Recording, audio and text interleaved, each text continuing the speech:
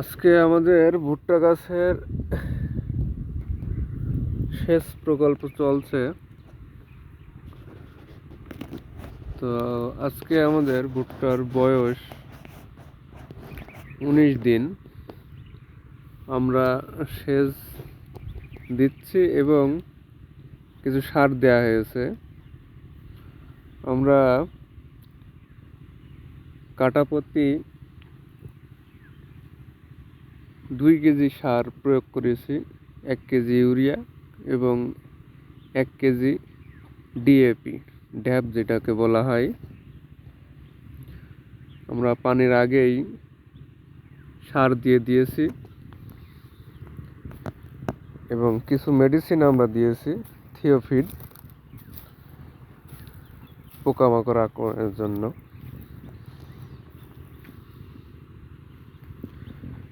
সেচ চলছে।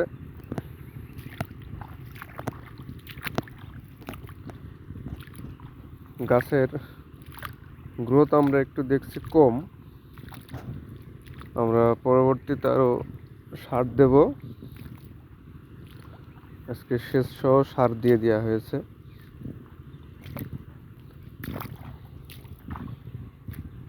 তো সুন্দরভাবে পানি হচ্ছে। প্রতিটা চারাই যেন পানি যায় সেদিকে খেয়াল রাখতে হবে। এই চারাটার গ্রোথ খুব সুন্দর আছে। এই লাইনের গ্রোথগুলো সবই মোটামুটি ঠিক আছে, অনেক সুন্দর। আমরা সার দিয়েছি, সারগুলো পানিতে ইতিপূর্বেই মিশে গিয়েছে আর কি। এখানে প্রচুর পরিমাণ পোকা উঠছে, তো কিছু বগও এসেছে পোকা খেতে। আমরা ফসলের গ্রোথ দেখতে পাচ্ছি, কিছু কিছু জায়গায় ভালো হয়েছে এবং কিছু কিছু জায়গায় একটু কম।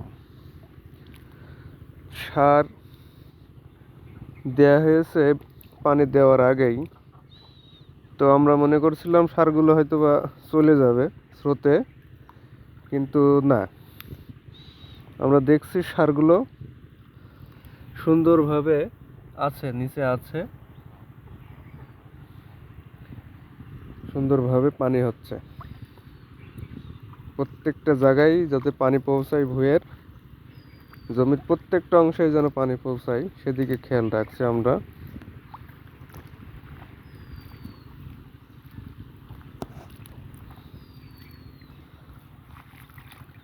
এই পানি সঠিকভাবে না গেলে সারের কাজ হবে না এবং ফসলের গ্রোথ হবে না।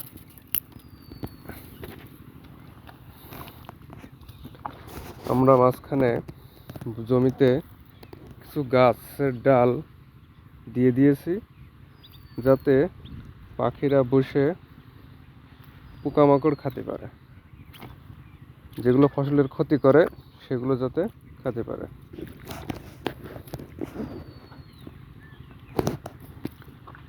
সুন্দরভাবে যাতে পানি যায় সব জায়গায় সেদিকে আমরা খেয়াল রাখছি।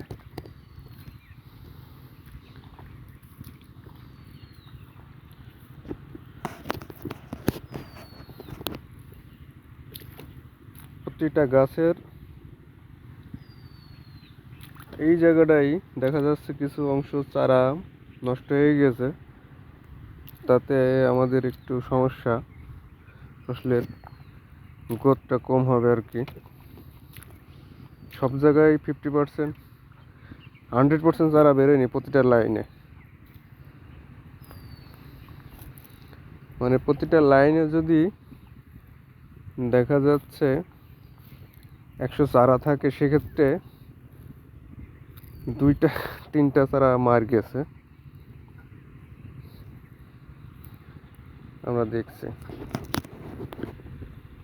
তো এই ক্ষেত্রে অনেকটাই লস হবে, কারণ একটা গাছ মানে একটা ফসল, সেই ফসলটা আমরা পাবো না। তো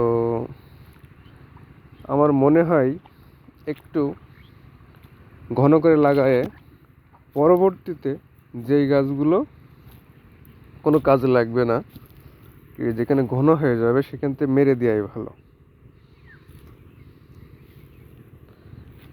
এইটাই আর কি। তাহলে এতে মনে হয় বেশি সুবিধা হয়, তাতে মানে পরিপূর্ণ গাছ হয়ে গেলে তখন কিছু চারা কমায় দিলেও ফসলের গ্রোথটা ঠিক থাকবে আমার মনে হয়।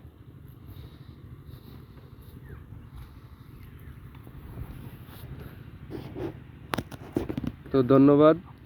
আমি মোহাম্মদ আব্দুল আলিম,